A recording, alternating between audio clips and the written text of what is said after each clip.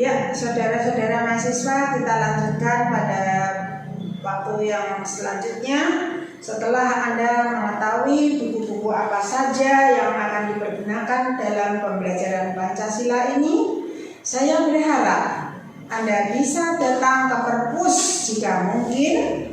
Kita belum tahu situasinya, dan juga Anda bisa mengaksesnya dari jurnal ataupun internet yang lain, dan Ibu akan tetap siapkan materi-materi aktual dan faktual yang Ibu telah kumpulkan dalam clipping dari Harian Kompas.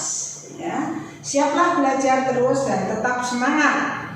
Nah, kalau tadi sudah Anda ketahui bahwa belajar itu ada knowledge, ada sikap, ada keterampilan, maka ketika nanti Anda menyelesaikan mata kuliah ini, diharapkan sebagaimana tertera di dalam RPS, Anda semua mampu mengetahui dan memahami makna sejarah lahirnya Pancasila.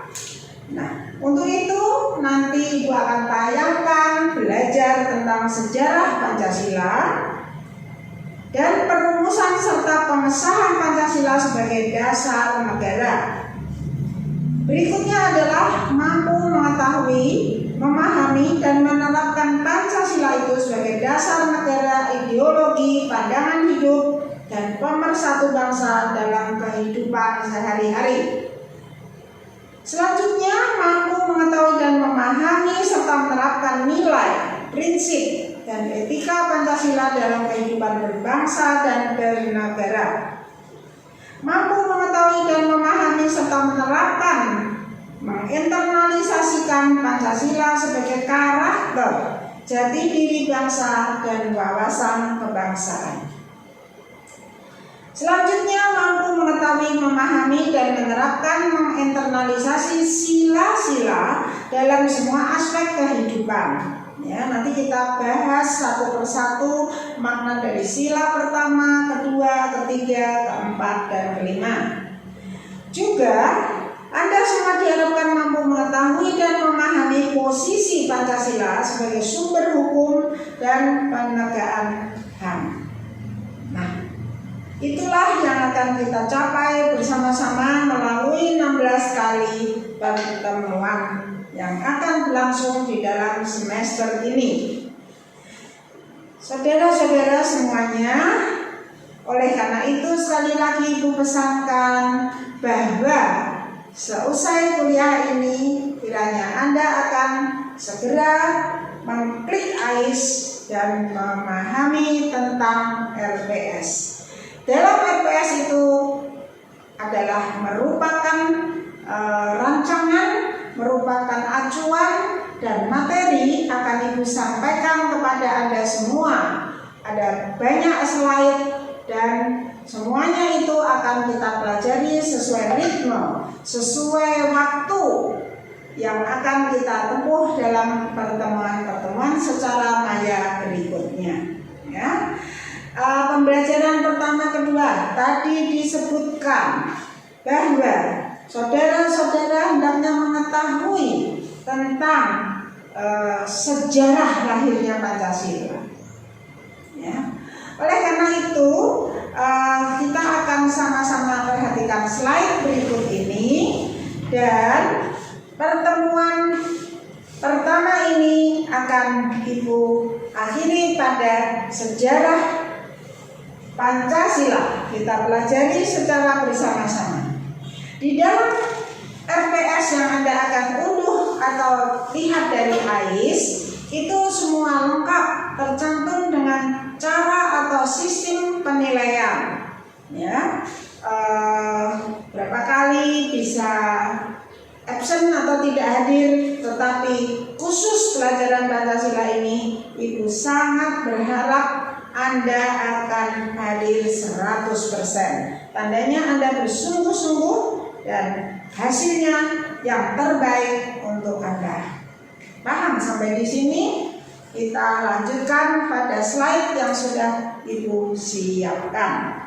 Ya, kita habiskan slide ini yang ada beberapa jumlahnya, dan nanti materi mengenai mari kita belajar sejarah Pancasila akan Ibu kirimkan. Oleh karena itu, Ibu sangat berharap di kelompok kelas E ini akan ditunjuk salah seorang ketua kelas dan wakilnya.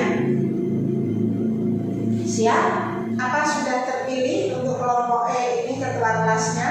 Kalau belum, segera adakan pemilihan. Ya. Kita perhatikan mulai slide yang pertama. Mari kita belajar sejarah Pancasila. Siap? Siap berapa persen? 100%. Itu tandanya Anda semangat. Kita lihat slide yang berikutnya. Bahwa rumusan Pancasila ini, ya, mula-mulanya itu bulan Mei, pada tanggal 29 Mei tahun 45, seorang tokoh nasional yang bernama Bapak Muhammad Yamin merumuskan seperti ini, saudara-saudara. Ya. Pertama adalah disebutkan peri kebangsaan, peri kemanusiaan, dilanjutkan peri ketuhanan, peri kerakyatan dan kesejahteraan rakyat. Ini belum jadi ya, belum jadi. Ya, saudara-saudara sekalian, jangan khawatir, sekali lagi slide nanti akan kami kirimkan. Makanya bentuk grup di dalam HP Anda, dan saya ingin tahu siapa ketua kelasnya, wakilnya lengkap dengan nama dan nomor HP. Ya, sebagaimana Ibu mengajar pada penggal semester yang lalu, Ibu akan mengenali semua saudara melalui nama lengkap dan pas foto. Berikutnya, ada seorang tokoh juga yang merumuskan Pancasila di dalam sidang BPUPKI pada tanggal 31 Mei. Ini sudah Ibu susun secara urut, yaitu Bapak Supomo. Ya, ditulis Mr. ini karena ini adalah Mr. van der Hechten, ya, bahasa Belanda, dia seorang sarjana hukum. Mula-mula rumusannya adalah diutamakan persatuan. Karena waktu itu Indonesia belum merdeka, jadi diinginkan semuanya bersatu. Ada rumusan kedua kekeluargaan, yang ketiga keseimbangan lahir dan batin, keempat musyawarah, kelima keadilan rakyat. Demikian yang dapat Ibu gali dari rumusan Bapak Supomo. Nah, berikutnya 1 Juni tahun 1945, yaitu proklamator Indonesia, siapa dia? Bapak Insinyur Soekarno. Ya. Beliau mengutamakan adanya kebangsaan Indonesia. Ya.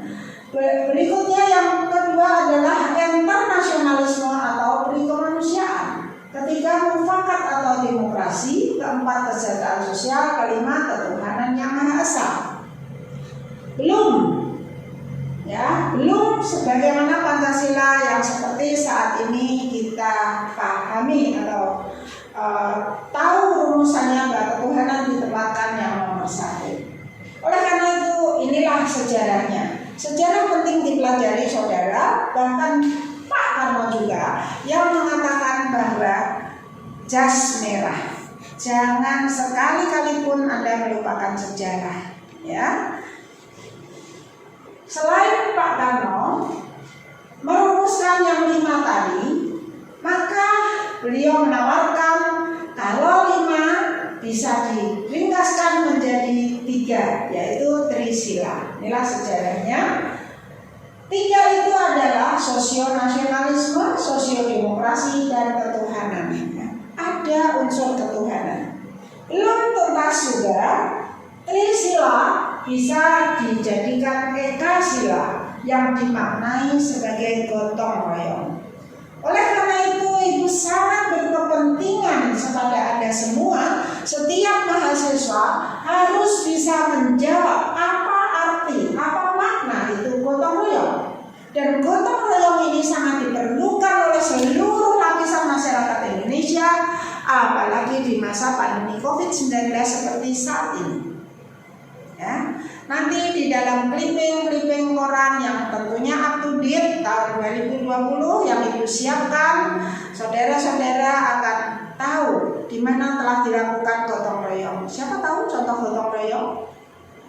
Ya, misalnya pembagian sembako di tiap RT, RW, kelurahan dan lain-lain, adanya dapur umum, adanya rasa sosial dengan menempatkan sembako di pagar-pagar bagi mereka yang memerlukan, dan masih banyak lagi ya. Indonesia memang dikenal di saat teror dunia memiliki sifat gotong royong untuk semua warga negaranya. Nah, rumusan Piagam Jakarta berdasarkan rapat panitia 9, makanya orangnya ada 9. Itu tepatnya pada tanggal 22 Juni 1945. Siapa dia? Mari kita amati. 1. Insinyur Soekarno.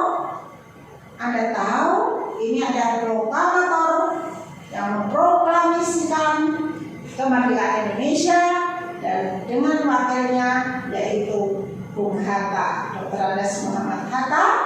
Ada Mr. A. Maramis, Kiai Haji Wahid Hasim, Abdul Kahar Mujahid, Abi Kusno Cokro Suyoso, Haji Agus Salim, Mr. Ahmad Subarjo, dan Mr. Muhyamin.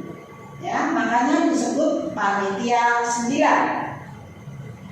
Rapat tersebut menghasilkan rumusan hukum dasar negara dengan preambul, preambul itu muka 5, pembukaan. Rumusan hukum dasar negara ini oleh Muhammad Yamin dinamakan Piagam Jakarta. Paham ya saudara-saudara sekalian? Jangan bosan belajar sejarah. Kita adalah bangsa Indonesia yang cinta dan ingin tahu tentang sejarah berdirinya negara Indonesia. Rumusan Pancasila di dalam Piagam Jakarta sudah menunjukkan 5 butir seperti ini. Yang pertama, ketuhanan dengan kewajiban menjalankan syariat Islam bagi pemeluk-pemeluknya. Itu rumusannya. Kedua, kemanusiaan yang adil dan beradab. Ketiga, persatuan Indonesia. Keempat, kerakyatan yang dipimpin oleh hikmat kebijaksanaan dalam permusyawaratan perwakilan. Dan 5, keadilan sosial bagi seluruh rakyat Indonesia. Tentu ada yang bertanya, kenapa masih ada kata dengan kewajiban dan seterusnya ini? Kita ikuti terus. Selanjutnya, di dalam pembukaan UUD 45, rumusan di dalam pembukaan UUD 45 adalah konsep yang dirumuskan oleh panitia 9 BPU PKI yang sudah dikompromikan dengan perwakilan seorang bagian timur, orang bagian timur pada sore hari tanggal 17 Agustus 45. Siapa dia? Inilah tokoh-tokohnya. Indonesia bagian timur ada San Ratulangi, Pelatu Hari-Hari, dan I Gusti Ketut Puja.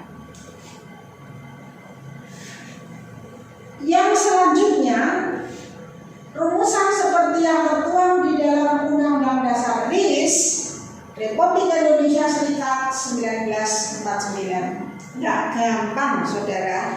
Indonesia merdeka ini berdiri, ya, karena penjajah itu masih berkeinginan, masih bernafsu sekali untuk menguasai Indonesia, sehingga harusnya negara kesatuan menjadi serikat. Kenapa serikat? Supaya mudah dicaplok satu persatu.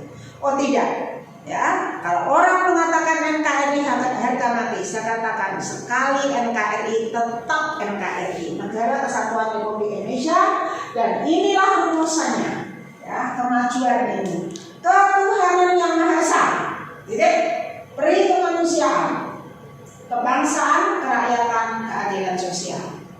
Itu waktu RIS tahun 1949. Tidak lama, saudara, kondisi Indonesia Serikat ini pada tahun berikutnya, yaitu 1950, terdapat rumusan yang demikian bunyinya, tertuang di dalam UUDS, Undang-Undang Dasar Sementara 1950. 1. Ketuhanan yang Maha Esa, 2. Peri kemanusiaan, 3. Kebangsaan, 4. Kerakyatan, dan 5. Keadilan sosial. Sudah mendekati rumusan yang sekarang. Dekret Presiden pasti Anda tahu karena sudah belajar Pancasila dari SD, SMP, SMA, yaitu tanggal 5 Juli tahun 1959, ya, di mana Presiden Soekarno menyatakan atau mendeklarasikan sebuah dekret Presiden menyatakan berlakunya kembali UUD 1945 dan seterusnya Piagam Jakarta 22 Juni 1945, semuanya itu akan menjiwai Undang-Undang Dasar 1945. Nah, kepada saudara-saudara mahasiswa belajar Pancasila, belilah Anda buku, ya, buku UUD 45 kecil, ya, mungkin harganya nggak sampai 5.000, dulu ibu beli 2.500, dan itu wajib dipunyai karena kita akan membahas apa yang tertuang di dalam pembukaan, apa yang tertuang di dalam pasal-pasalnya, lengkap dengan perubahannya. Beli yang kecil saja tipis, ya, nanti ibu bawakan contohnya pada pertemuan mendatang. Nah, Pancasila dari puncak kejayaan Majapahit, kita belajar sejarah hingga pidato Bung Karno tanggal 1 Juni 1945 yang dirumuskan oleh Dr. Bambang Nursena. Kita pelajari bersama-sama. Secara etimologis, kata Pancasila berasal dari bahasa Jawa kuno yang sebelumnya diserap, ya, ini P ya, dari bahasa Sanskerta dan Pali yang artinya sendi, dasar yang lima atau lima dasar yang kokoh. Mula-mula kata sila dipakai sebagai dasar kesusilaan atau landasan moral Buddhisme yang memuat 5 larangan. Sebagaimana disebutkan dalam Tripitaka. Wah, ini kita belajar, ya. 5 sila itu dalam bahasa Pali adalah sebagai berikut. Nah, saya tidak ahli dalam bahasa Pali, oleh karena itu mari kita baca artinya yang ada di dalam kurung. Pertama, aku melatih, nah kalau salah, melatih diri untuk menghindari pembunuhan. Kedua, aku bertekad melatih diri untuk tidak mengambil barang yang tidak diberikan. Jujur, ya. Ketiga, aku bertekad melatih diri untuk tidak melakukan perbuatan asusila. Ya. 4, aku bertekad untuk melatih diri menghindari ucapan yang tidak benar, berdusta atau memfitnah. Dan kelima, aku bertekad melatih diri menghindari segala minuman dan makanan yang dapat menyebabkan lemahnya kewaspadaan.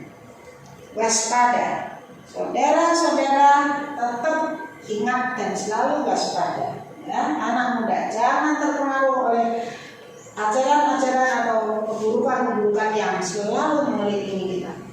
Dalam makna 5 dasar moral yang harus dijauhi tersebut, maka istilah Pancasila di negara kita sudah kita kenal sejak zaman Majapahit. Pernah belajar kerajaan Majapahit, kerajaan Mataram, kerajaan dan sebagainya. Istilah ini dijumpai baik dalam karya Putantular dalam bukunya Kekawin Sutasoma yang ditulis tahun 1384. Jauh sekali, ya. Maupun karya buku Prapanca yang ditulis sebelumnya dalam sastranya yang berjudul Kekawin Negara Kertagama pada tahun lebih tua lagi 1367 Masehi. Jadi kedua pujangga itu siapa dia? Ayo dijawab. Siapa dia? Nah, ya, nanti kalau Anda sudah memegang materinya, tentu Anda akan menjawab. 1 Putantular, 2 Prapanca, ya. Kedua pujangga itu hidup pada masa puncak kejayaan Majapahit yang dikenal sebagai negara nasional, nasional star. Yang kedua yaitu setelah kedaluan Sriwijaya dan sebelum NKRI. Dalam Kekawin Sutasoma, istilah Pancasila disebutkan 2 kali, yaitu dalam seloka-seloka suci yang di dalam bahasa Jawa kuno bunyinya ini dia, ya, baca pelan-pelan. Buat Bajayana Pancasila ya digen-gen tegi hau ya lupa. Apa itu? ada di dalam kitab Sutasoma. Artinya, bagi yang mengikuti Vajrayana, Pancasila harus dipegang teguh, jangan sampai dilupakan. Dalam buku lain dari kekawin yang sama, Butan Tular mencatat pula seperti ini bunyinya: Astam Sang Catur Sramika Tarinen Ring Pancasila Krama. Artinya adalah wajiblah kepada semua anggota catur asrama supaya Pancasila dijalankan secara teratur dalam kitab Sutasoma. Selanjutnya dalam kekawin negara kertagama, kata Pancasila dijumpai dalam sloka yang berbunyi, ini ya, sloka yang berbunyi: Yatna Gewani Pancasila Tasamskara Biseka Krama. Artinya sang raja selalu waspada dan teguh memegang Pancasila, berlaku mulia dan menjalankan upacara agama. Terdapat di dalam kitab negara kertagama. Pancasila digaungkan kembali dalam pidato Bung Karno tanggal berapa? 1 Juni 1945. Dalam pidatonya tanpa teks di depan sidang Dokuri Jujun Widyo Sarkai, Badan Usaha Persiapan Kemerdekaan, Bung Karno menggaungkan kembali Pancasila sebagai nama dasar negara kita untuk memenuhi pertanyaan Dr. KRT Rajiman Pudyodiningrat, yaitu pada dasarnya Indonesia merdeka yang akan didirikan. Menurut Bung Karno, yang diminta Dr. Rajiman tidak lain adalah Werkzaamheid atau filosofi grondslag, yaitu dasar filosofi, dasar filsafat yang di atasnya negara Indonesia merdeka akan didirikan. Dalam pidato yang akhirnya dikenal sebagai lahirnya Pancasila, itu Bung Karno mengusulkan dasar-dasar sebagai berikut. Jadi, tanggal berapa hari lahirnya Pancasila, saudara? 1 Juni 1945. Jangan mau dipengaruhi oleh ajaran-ajaran sesat yang mengatakan bukan itu tanggal lahirnya. Kita sudah belajar sejarah. 1. Kebangsaan Indonesia. 2. Internasionalisme atau peri kemanusiaan. 3. Mufakat atau demokrasi, dasar perlawanan, dasar permusyawaratan, kesejahteraan sosial dan ketuhanan yang Maha Esa. Istilah Pancasila diusulkan oleh Bung Karno dalam pidatonya yang sangat-sangat bersejarah itu pada tanggal 1 Juni 1945. Itulah hari lahir Pancasila. Sekarang kata Bung Karno, banyaknya prinsip kebangsaan, internasionalisme, mufakat, kesejahteraan dan ketuhanan, 5 bilangannya. Namanya bukan Pancadharma, tetapi saya namakan ini dengan petunjuk seorang teman kita ahli bahasa. Namanya ialah Pancasila. Ucapkan sekali lagi, Pancasila. Ya. Nah, sila artinya asas atau dasar, dan di atas kelima dasar itulah kita mendirikan negara Indonesia kekal, abadi, dan disambut oleh tepuk tangan meriah. Setelah melalui proses perumusan ulang pidato lahirnya Pancasila 1 Juni 1945 tersebut, kemudian dituangkan dalam pembukaan UUD 1945 alinea keempat yang lengkapnya berbunyi, makanya ada di buku UUD 1945. 1. Ketuhanan yang Maha Esa. 2. Kemanusiaan, ini kemanusiaan yang adil dan beradab, persatuan Indonesia, kerakyatan yang dipimpin oleh hikmat kebijaksanaan dalam permusyawaratan perwakilan, keadilan sosial bagi seluruh rakyat Indonesia. Terdapat dalam alinea berapa, saudara? Alinea keempat. Ya. Butir-butir P4 pedoman penghayatan dan pengamalan Pancasila. 5 asas dalam Pancasila dijabarkan menjadi 36 butir pengamalan sebagai pedoman praktis bagi pelaksanaan Pancasila. Butir-butir Pancasila ditetapkan dalam ketetapan MPR nomor 2 MPR tahun 1978 tentang Eka Prasetya Pancadasa. Sila pertama yaitu ketuhanan yang Maha Esa. Ya, apa intinya? Satu, percaya dan takwa kepada Tuhan yang Maha Esa sesuai dengan agama dan kepercayaan masing-masing menurut dasar-dasar kemanusiaan yang adil dan beradab. Dua, hormat menghormati dan bekerja sama antar pemeluk agama dan penganut-penganut kepercayaan yang berbeda-beda sehingga terbina kerukunan hidup. Tiga, saling hormat menghormati kebebasan menjalankan ibadah sesuai dengan agama dan kepercayaannya. Empat, tidak memaksakan suatu agama dan kepercayaan kepada orang lain. Ya, pasal berapa yang mengatur tentang agama ini di dalam UUD? Kita lanjutkan sampai sila kelima. Dua, sila kedua, kemanusiaan yang adil dan beradab. Butir-butirnya ada 8. Satu, mengakui persamaan derajat, persamaan hak, dan persamaan kewajiban antara sesama manusia. 2. Saling mencintai sesama manusia. 3. Mengembangkan sikap tenggang rasa. 4. Tidak semena-mena terhadap orang lain. 5. Mendukung tinggi nilai-nilai kemanusiaan. 6. Gemar melakukan kegiatan kemanusiaan. 7. Berani membela kebenaran dan keadilan. 8. Bangsa Indonesia merasa dirinya sebagai bagian dari seluruh umat manusia. Karena itu kembangkan sikap hormat menghormati dan bekerja sama dengan bangsa lain.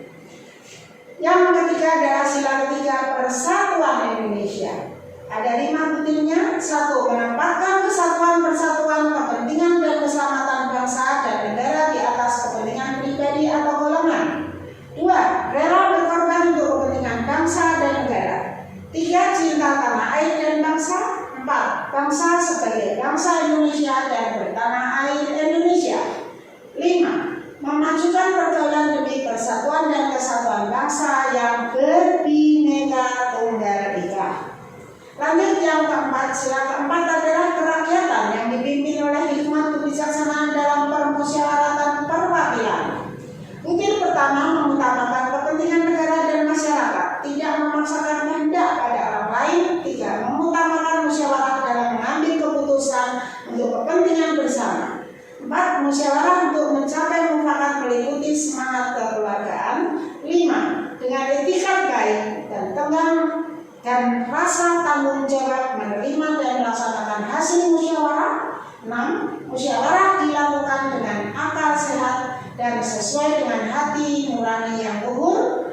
7. Keputusan yang diambil harus dapat dipertanggungjawabkan secara moral kepada Tuhan yang Maha Esa, menjunjung tinggi harkat dan martabat manusia serta nilai-nilai kebenaran dan keadilan. Yang kelima, sila kelima. Butirnya lebih panjang lagi, saudara. Keadilan sosial bagi seluruh rakyat Indonesia. 1. Mengembangkan perbuatan luhur dan mencerminkan sikap dan suasana kekeluargaan dan gotong royong.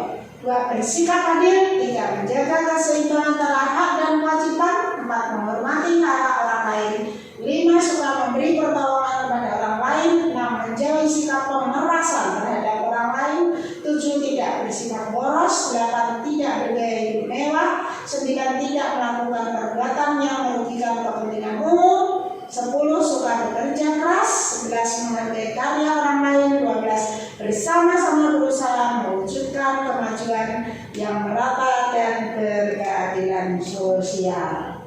Implementasinya, saudara-saudara bisa melihat implementasi Pancasila yang pertama, yaitu berhenti saling menyakiti, mulailah saling menghargai. Berhenti saling merendahkan, mulailah menghormati perbedaan. Berhenti takabur, mulailah bersyukur. Nanti kita renungkan. Yang kedua adalah stop marah-marah, mulailah bersikap ramah. Berhenti memaki, mulailah memakai hati. Berhenti curiga, mulailah menyapa. Yang sila ketiga adalah berhenti berseteru, mulailah bersatu. Berhenti memaksakan, mulailah berkorban. Berhenti mencari perbedaan, mulailah bergandeng tangan. Sila keempat, berhenti silang pendapat, mulailah mencari mufakat. Berhenti besar kepala, mulailah berlapang dada. 3. Berhentilah bersilat lidah, mulailah bermusyawarah. Selanjutnya sila kelima, berhenti malas, ya, tidak boleh malas. Mulailah bekerja keras, stop diskriminasi, mulailah toleransi. 4. 3. Berhenti menang sendiri, mulailah berbagi. Sudah genap 5? Apa yang harus kita lakukan sekarang?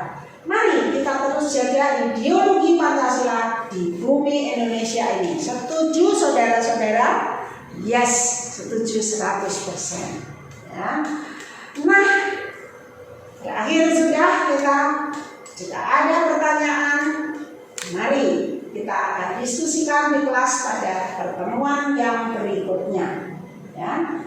Penting sekali Anda bisa mengerti butir-butir yang sudah kita pelajari tadi sejarah Pancasila. Ini pertanyaan yang wajib dijawab oleh setiap mahasiswa. Mengapa Pancasila wajib dipelajari mahasiswa di perguruan tinggi? Caranya menjawab bagaimana? Pada pertemuan kedua kita bisa berinteraksi di dalam kelas, mungkin Zoom atau meeting atau dengan kami sajikan melalui WA. Ya, itu dia sejarah Pancasila yang sudah kita pelajari pada sesi kedua pertemuan pertama, dan akan saya tanya, siap-siap Anda untuk memberikan pendapat saudara apa yang Anda pahami tentang implementasi dari Pancasila, butir-butirnya tadi dan maknanya masing-masing. Terima kasih, tetap semangat, Tuhan Yesus memberkati.